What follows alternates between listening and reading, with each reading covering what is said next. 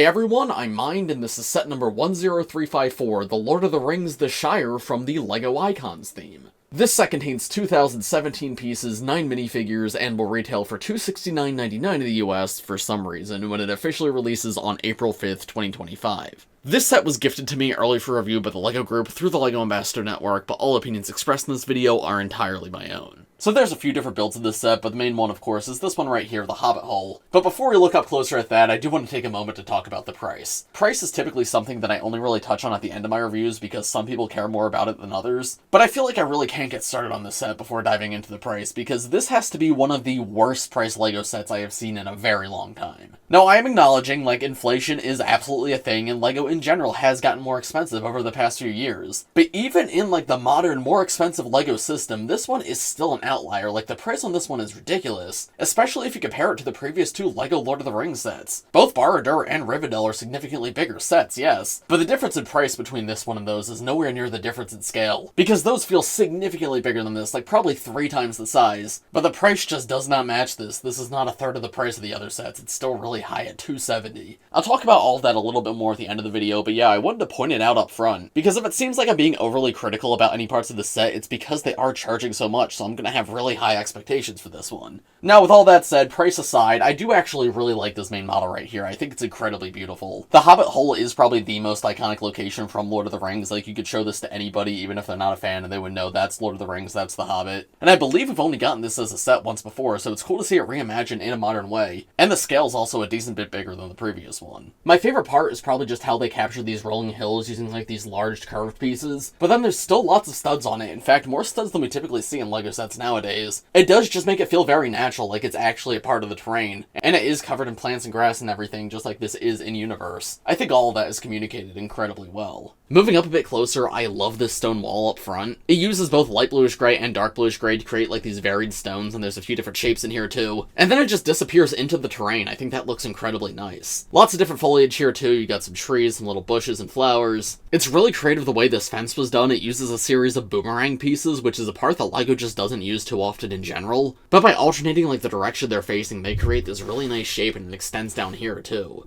Right here, there's a little mailbox as well as a stickered part on the gate, and that's accurate to what we saw in the movie. It says no admittance except on party business. I will say the actual placement of this gate's a little bit awkward. I feel like there's a little bit too big of a gap on this side, and the boomerangs on this side cover it up a little too much. It's not the end of the world, like, it looks fine, it's just a little annoying. And then the other thing is, it can't really open up completely. It gets stopped by the stair behind it. This gray corner tile right here sort of blocks it if you try to move it too far. So that makes it a little bit awkward for minifigures to get in and out, right, because you have to sort of go behind and around it. But again, that's not a huge deal. If you wanted to play with it and customize it, it probably wouldn't be too difficult to fix. These sunflowers right here use one of these new yellow flower pieces that were just introduced either this year or last year. I believe it was in the botanical garden, but they're coming in lots of sets now. So cool to see here. I think they were a great addition to LEGO's lineup. And then we have some more new flower pieces as the basis for these plants, right over here on the pumpkin patch. There's a very nice little stone walkway to get up here to the door, a little bench for a minifigure to sit, and then the door to the house I think is perfectly embedded in the hill. There's some super cool new printed tiles here for detailing. You can see those around the door and also around these windows. Of course, there's a smaller and a larger version of it, but they both have the same general design. And the little, like, doorknob is actually a printed microphone piece, which is a great use of that part. Before we move inside, though, I want to finish taking a look at the rest of the outside. I think the transition from the lower level to the upper level is done really well.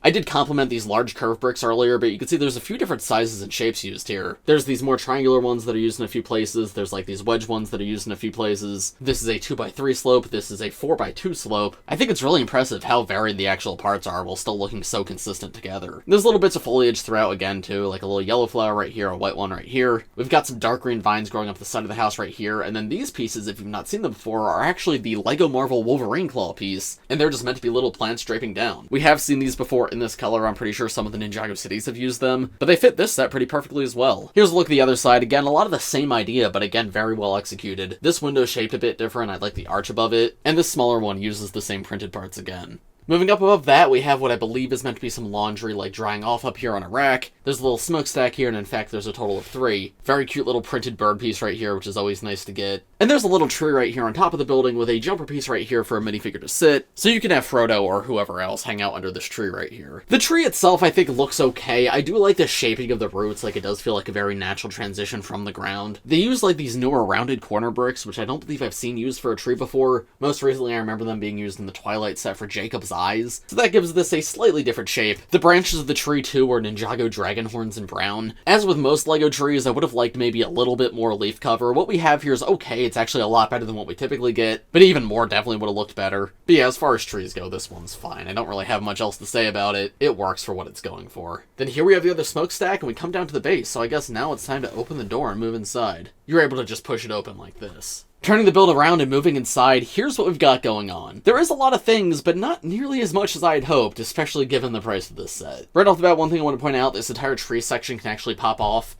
It just connects on these 4 studs right here, so removing it makes it easier to access the interior, so you can pose minifigures and just see things a little bit better. It allows more light to get in. So in here is where things get a little more detailed, and there's tons of different references to the movies. Now's a good time to say that I am a Lord of the Rings fan, but Lord of the Rings is not like one of my big fandoms. It's something I like, but it's not like one of the things I'm super into. I know there's a lot of people who are really into Lord of the Rings. That is not me. So I'm going to point out what I can in here, but if you guys notice any specific references to the movies or even to the books that I don't point out in this video, feel free to point them out in the comments.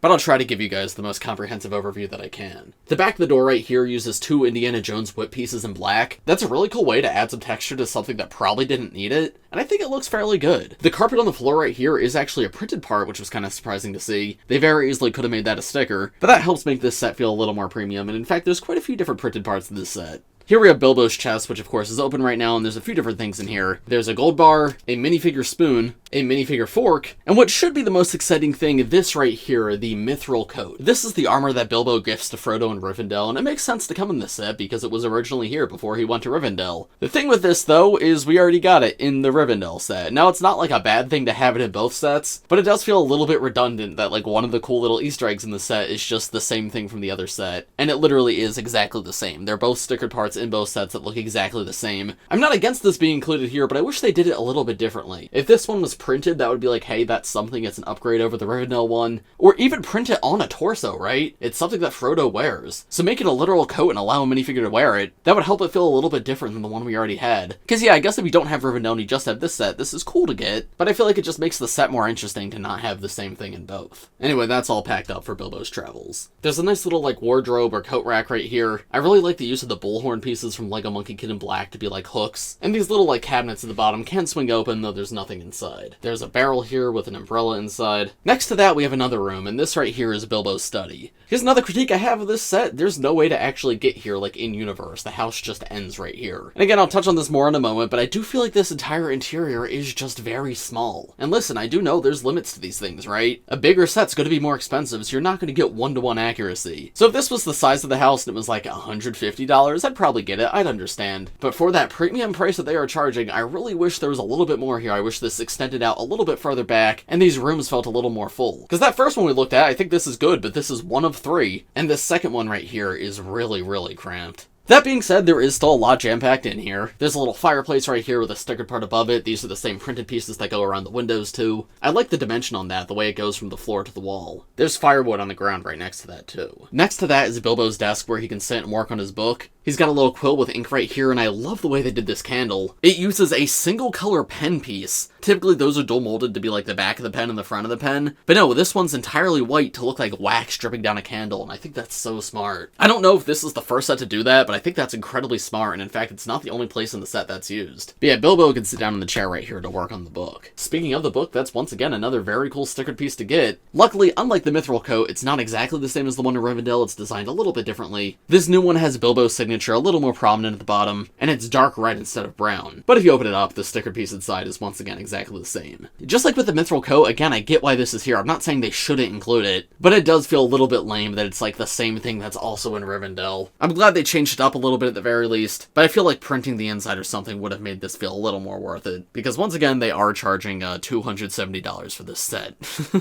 Next to that, though, there is a new stickered part.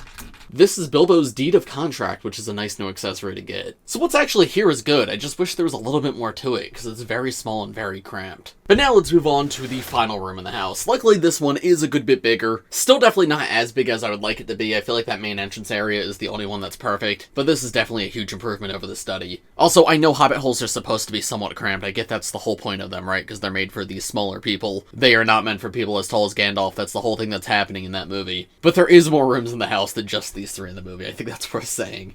Here there's another amazing printed carpet piece with these little flowers on it. I think that's so pretty. We also have 3 more candles right here that also use that pen piece. This table is where Gandalf sits and has tea with Bilbo. The way the chairs are done is interesting, I guess. This plate at the back comes from Lego Monkey Kid, and I don't know if I've seen it outside of that theme and the Lunar New Year theme, so it's cool to get it in another set, and I believe this is a new color for it. And the base of the chair is also another very interesting part. That is the Lego Minecraft shulker piece. So it's cool to have that in this color too. The only thing I don't like about these is they don't actually attach anywhere. They just sort of sit loosely in the house. That's fine if you just have this on display and you're never going to touch it, but if you're moving this around at all, those can like come off very easily because they don't actually attach. So I wish there was a way to lock those down, because while it looks cool, it definitely hurts the stability of everything. There's another stickered piece on the table right here. This is the map of the Lonely Mountain. You can see it's got the little red dragon at the top. Then on the windowsill, there's a green glass piece and a very interesting part right next to that. Removing it, this is a Lego Friends baby hedgehog piece, but without any printing. In the context of this set, I think it's meant to be like a pine cone or some sort of little plant. But yeah, very interesting to see that part. Number 1 outside of Friends, and number 2 just like in such a different context. I think it looks really cool though. It's a very interesting textured part. I always love getting niche variations like this. Now returning to the other side of the table, you can see there's another fireplace right here, but this one's a little bit bigger. You can see in the center of the fireplace there is a stickered letter, but it's like burning up because it is in the fireplace. And this is of course to recreate the scene in the movie where it burns up and the One Ring is inside. Just by turning this knob on the side, you can go from the letter to the One Ring. And I think that's really cool. There's actually not a ton of play features in this set, presumably because it's an 18+ set. So I think this is a really nice one that they added. It's very unintrusive, right? It's just a little knob on the side, and it's quite effective at what it's going for. On the top of the fireplace, there's a printed cheese piece. We saw that on the table in the movie. And then right above that on the wall are some stickered portraits of Bilbo's parents, which I think that's a very sweet reference to include. Fun fact, I just learned this. Did you know Bilbo's father is named Bungo Baggins? B-U-N-G-O.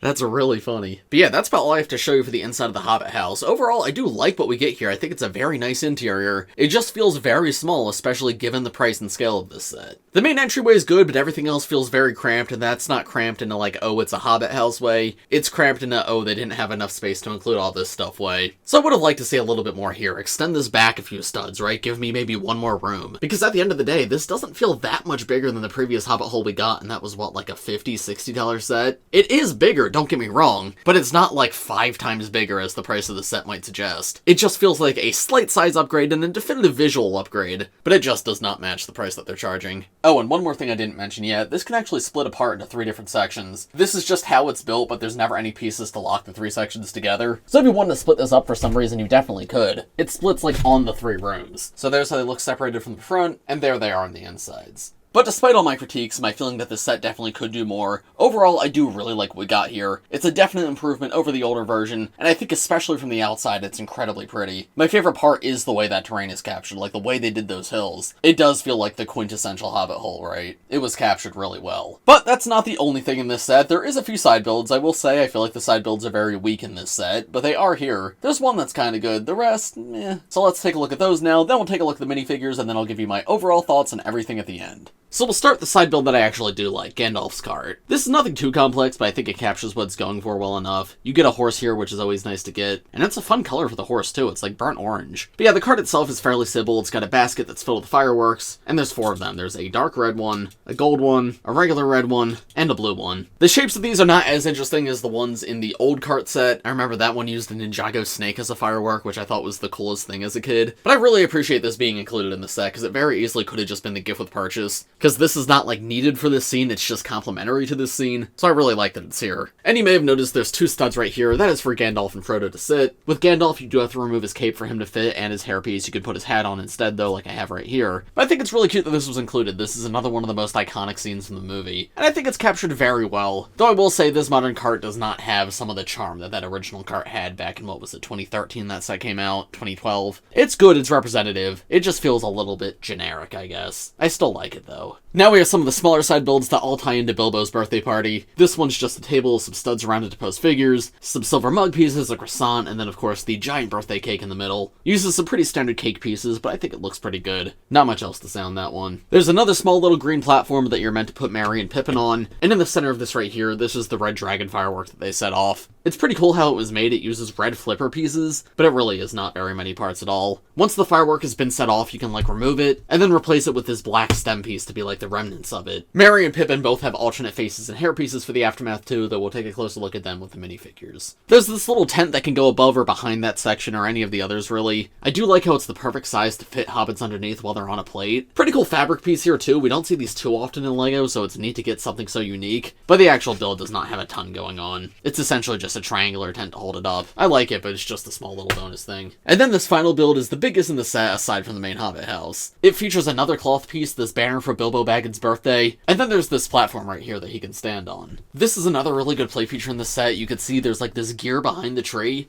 and if you spin that really fast, Bilbo just disappears. What actually happens is it just rotates things around and replaces him with a blank platform. And of course, this is representing the part of the movie where he puts on a big show to just disappear during his birthday party. But this feels very classic LEGO to me. It feels like the old, like, Batcave transformation features where one side would have Bruce Wayne and the other side would have Batman. But instead it's just Bilbo, and then no Bilbo. I like this a lot, though, and I think the banner's really cool. Unfortunately, the tree behind everything, I feel like is pretty bad. This is a really bad-looking tree. It's just very square, and it's got some leaves on it. I do like using, like, the little plant stalk pieces to make the leaves a little bit thicker. But the tree itself feels like it was really hurting for parts, which doesn't make sense given the price of the set and how small it is. I feel like this could have been a little bit better. The little lights on it are a nice touch at the very least. I just don't like how rectangular it is. It feels very unnatural, which feels weird in this set especially, because the nature of everything has been so beautiful, so nuanced, so perfect, and then it just has this random, like, rectangular tree. Like, what is this doing here? Finally, at the very top, this is the result of the dragon fireworks, and it's, like, suspended above the tree. I think this actually looks really cool. These wing pieces are originally from Ninjago. They're from Kai's Rising Dragon Strike. And the head of this thing, this blade piece, I believe originates from like a Monkey Kid. It may be Nexo Knights originally, but I know I've seen it in Monkey Kid on the Demon Bull King, like Warriors. It's cool to have it in another theme though. I don't think I've seen that one in a little while. And then of course the tail of the dragon's an actual fire piece. I think that's a cool little structure. It's a nice representation of the firework.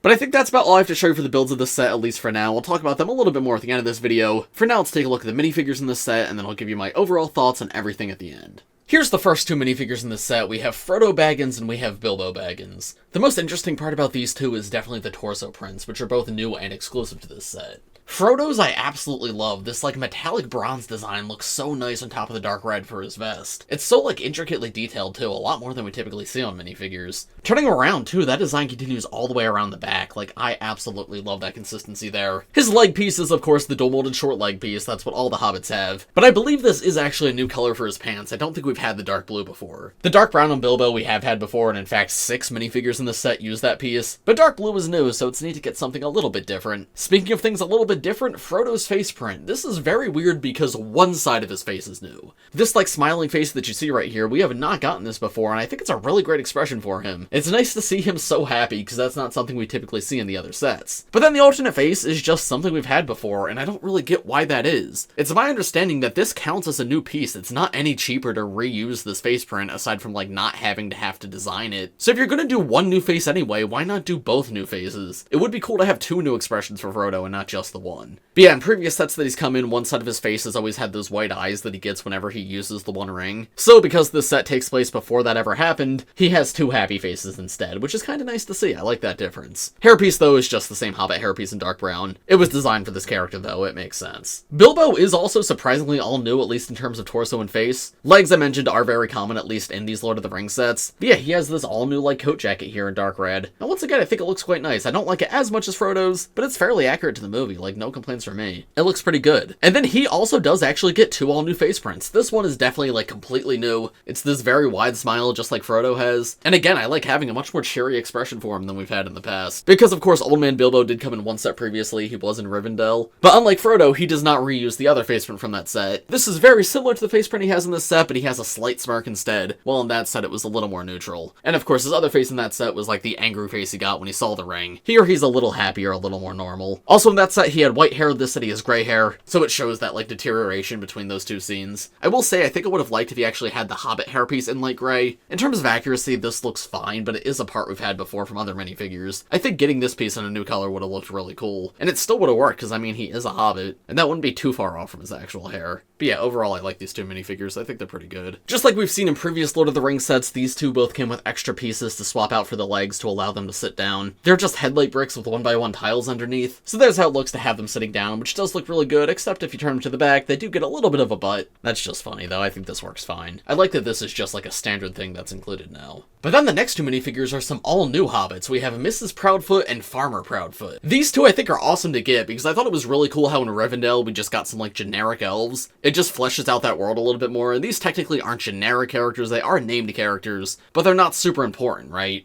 They are not in our main cast of hobbits that we follow throughout the story. So this fleshes out the world a little bit more, and I believe this is our first female hobbit. I'm pretty sure the torsos on these two are both entirely new. I think Mrs. Proudfoot's especially looks quite nice. And she's got a very interesting new, like, shorter dress piece. I've never seen that before. I'm fairly sure it's new for this set, though maybe it's from, like, Harry Potter or something that I just don't collect. But yeah, it's like a longer dress, but it covers up the short legs perfectly. And it's a plastic dress piece too, which I much prefer to the cloth dresses that we've had in the past. She's got an incredible hairpiece as well. Again, I'm pretty sure that's not new, but personally, I don't think I've ever had that hairpiece before, no clue where it's from. It's either like an older CMF or maybe it's a Harry Potter thing. Let me know in the comments if you guys know. I tried looking it up, but I could not find any match. It could be all new, but that would shock me to introduce that for this character, especially because it's not 100% accurate. It's just like a really good hairpiece. The face prints, however, I'm pretty sure are not new. I'm pretty sure they're both from Harry Potter. This one especially I think I recognize, but again, I'm not a Harry Potter collector, so I don't know for sure. They've got a serious face on one side and like a happier face on the other. I think these two are great, like perfect ways to flesh out the world. And this guy once again uses the brown short leg piece, and she also has that same part under her dress. Here's Merry and Pippin next, and they both do the exact same thing that Frodo did, where one side of their face is exactly the same as they have in Rivendell, but then they do get one new expression on the other side. Merry's torso, I think, is amazing. I really like the bright orange there. With the, like, red or magenta stripes on top, I think that's an incredible part. It really just pops so much, and I think it fits his personality, too, on top of course, just being accurate to the movie. Pippin's got a really nice dark green, too. Here's a look at both of their back torso prints, and of course, yeah, they both have those Hobbit hair pieces. But yeah, as I showed you a little bit earlier, their alternate faces are a little bit interesting,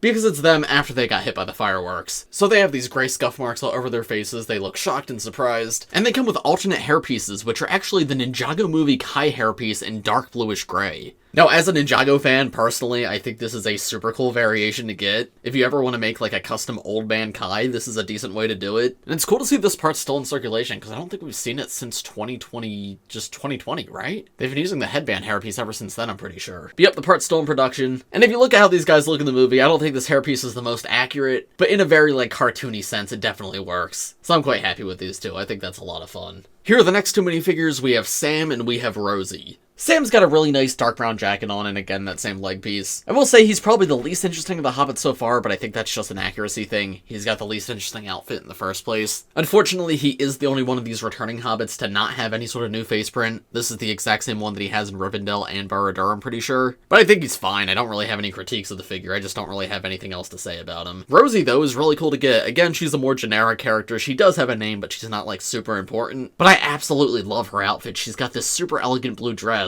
and I like the use of this part for her skirt, too. This is like the Minnie Mouse skirt piece in dark blue, and on a character like Minnie Mouse, yeah, that is absolutely a skirt. But because the Hobbits are shorter, on Rosie it's more of a dress than a skirt, and I think the texture here looks amazing, the way it's sort of like flowing. Genuinely a super cool piece to get. Also, Rosie's the other minifigure that uses the dark blue Hobbit legs. Her and Frodo are the only two in this set to have those, while everybody else has the dark brown. The top of her chest, unfortunately, is a little bit discolored, but that is just like post-2016 LEGO. We're coming up with like 10 years of this being a thing. I don't know why they don't fix it, because it didn't used to be an issue back in the day. But yeah, when light colors are printed on darker pieces, this is a thing that sometimes happens. And again, in a $270 set, that's very disappointing. But it's just been a commonplace thing for so long at this point, I get tired of complaining about it. I will still bring it up though, because it's still something I want to see LEGO fix. Please just print those colors correctly. I don't see why you just can't do that anymore. Because it does hurt a figure that's really good otherwise. But yeah, what can you do? This hairpiece is not new, but I think it matches the Hobbit hairpiece really well. It's still got the curls and everything, but it's a good bit longer. And this might be a new color for it, though I'm not sure. And then same thing with the face print. I love this face print. Really good, just like happy emotion on this side, and more neutral emotion on this side. Again, I don't collect Harry Potter, which is our main like flesh color generic character theme, so this very easily could be a reused Harry Potter face, but personally, this is my first time seeing it, and I think it's a combination of two very good expressions. This is just like fine and generic. Love the personality on this one, though. And yeah, there's a look at the back of the dress too. And then the final minifigure in this set is Gandalf, and this is just the modern LEGO Gandalf minifigure. It's the same one from Rivendell, except for one thing, he actually has a new face print this time around. That's actually really nice to see, because the previous Gandalf minifigure just had a reused face from another theme, and I thought that was fine because he has the beard that covers it up anyway, but this definitely looks significantly better. It makes sense for him to have a unique face because he is such an important character. But yeah, aside from that, it's the same gray robes that he's always had, the little pouch at the bottom, the hood that folds down the back. He does come with an alternate hairpiece in the set if you want to put that on him instead of his hat. There's how that looks. There it is with the beard and cape as well. And then he does still come with his alternate leg structure that allows him to sit, and this is, once again, the same one that he had in Rivendell. Another good minifigure, really happy to see the face print improved, and the rest of this minifigure is pretty perfect already. I like that he has all the swappable parts, right? He has the hat and the hair, he has both versions of the dress. They basically give you everything you could possibly need with this guy. But now, overall, what are my thoughts of this set? I mean, I talked about it earlier, but this set is just ruined by the price for me. Just, like, absolutely ruined. The price is that bad. It's not like, oh, it's a little expensive, but you know, it's really good. No, the price is atrocious. Like, I don't know what they were thinking. 5-10 years ago, given the size of this set, this absolutely would have been like $150. These days, okay, LEGO's more expensive and general inflation's a thing. $200 would have felt fair for this. This feels like a perfectly fine 2025 $200 set. But it's not $200, it's not $225 or even $250. This is $270, and I just do not see where that is in this set. There's like maybe a couple of big pieces used on the actual like Hobbit hull, but that doesn't justify a $70 increase. The minifigure count I guess is also kinda high for the size of this set, especially when you compare it to the other Lord of the Rings sets, because it's about the same number of minifigures, but it's a good bit smaller. But that would explain maybe this being $220 instead of $200, right? Even that would be too much, but I'd be like, okay, I get it. $270 though, where did that come from? And it's a shame because I feel like that really just hurts the perception of the set, because the actual set, I think it's pretty good. This is such an iconic location, so it's something I know a lot of people wanted, so it is nice to finally have like a proper adult model of it. So if you're someone who loves Lord of the Rings and you have a huge budget and you just don't care what things cost, I mean, if you get it, you'll probably like it. It's still not perfect, like I think the side builds are very underwhelming, and again, I would have liked a bit more here. Like, I'm not against a $270 Shire necessarily, but the interior just feels a little bit small, the overall thing is just a little bit thin. At the price they're charging, I just absolutely wanted more. All of that being said, there was still clearly a lot of love and care put into this set. I think there's a great cast of minifigures included, and I feel like it really does capture the essence of the start of that first movie. But yeah, especially if you don't have the other two Lord of the Rings sets yet, those two are far and away so much better than this one. Like, both of those sets are some of my favorite sets of those years. They're amazing models and amazing values too. This one is easily the weakest of both departments. It's a good model, but not nearly as good as those last two. But then also, Lord of the Rings went from being one of the best priced, like, icon sub-themes to easily one of the worst. So yeah, it's really up to you, like, what's worth it for you. But I think especially if you're a Lord of the Rings fan and you don't have either of the other two yet, absolutely save up for one of those instead. This one is not worth buying at full price unless you just do not care about the price. But I could ramble on about price for ages, so I'm going to wrap it up here. Those are, of course, just my thoughts. Let me know what you guys think of everything in the comments below. If you enjoyed this video, make sure to leave a like on it, subscribe to my channel if you're new. Thanks for watching, everybody, and I will see you all in the next one. Bye!